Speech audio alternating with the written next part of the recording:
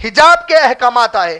خواتین کو اللہ نے حجاب کا جو حکم دیا، میری بہنیں، میں بہت لوگوں کو بہت بار بولا ہوں، بیانوں میں بول رہا ہوں، پھر ایک بار میرے بھائیوں اور بہنوں کے لیے دہرانا چاہتا ہوں کہ قرآن میں حجاب کا مسئلہ بہت سخت مسئلہ ہے. آپ اندازہ کرو میری بہنوں، قرآن کیا آیت اللہ کی طرف سے لے کے آیا ہے.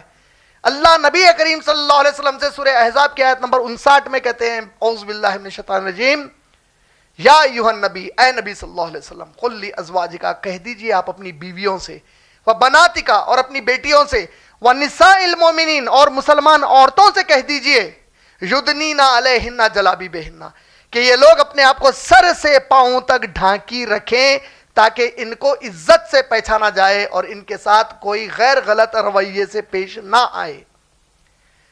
اس آیت میں تھوڑا سا آپ لوگ غور کریں تو محسوس ہوگا کہ یہ آیت اللہ کے نبی صلی اللہ علیہ وسلم پر نازل ہوئی. اللہ کے نبی کو حکم دیا جا رہا ہے، یا ایھا النبی قل لازواجک، اپنی بیویوں سے آپ کہیے اور اپنی بیٹیوں سے کہیے کہ حجاب کریں. کس سے حجاب کریں؟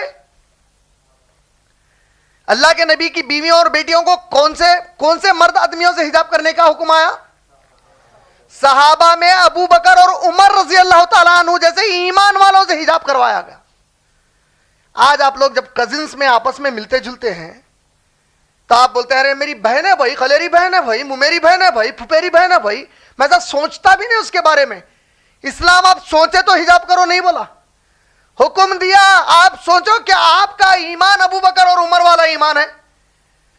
ان ایمان والوں سے کہا گیا کہ اے نبی آپ کی بیویوں اور بیٹیوں سے کہیے کہ حجاب کریں.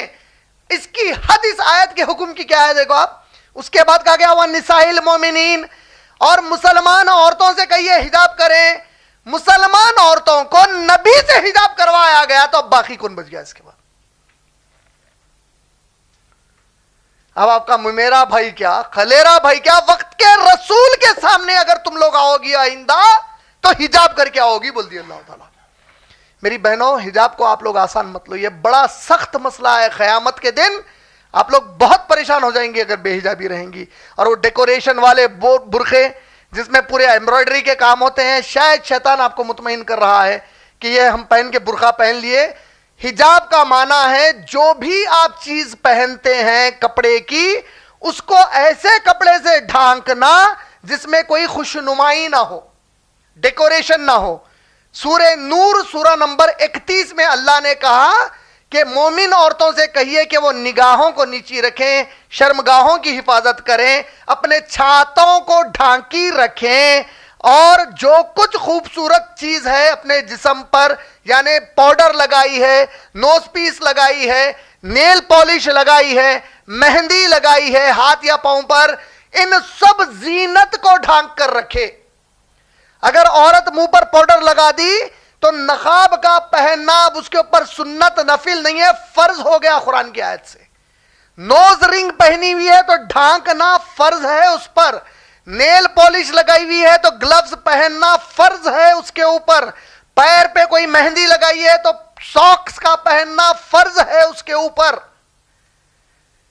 حجاب بڑا سخت معاملہ ہے، آپ لوگ اس کو سمجھو میری پیاری بہنوں. اتنی سیرت سننے کے بعد اب آپ لوگ اپنا رول ماڈل، یقیناً آپ لوگوں کے دلوں میں نبی اور نبی کے بیویوں سے محبت ہے، اس کو ظاہر کرو، دنیا کے سامنے اعلان کر کے ظاہر کرو کہ اصل رول ماڈل جس کی جو فالوئنگ ہونی چاہیے وہ یہ آوارہ عورتیں نہیں ہیں جو جہنم میں جھونکے جانے والی ہیں، بلکہ ہماری ماں خدیجۃ الکبریٰ رضی اللہ تعالیٰ عنہ اور بی بی عائشہ رضی اللہ تعالیٰ عنہ جیسی عورتیں ہیں.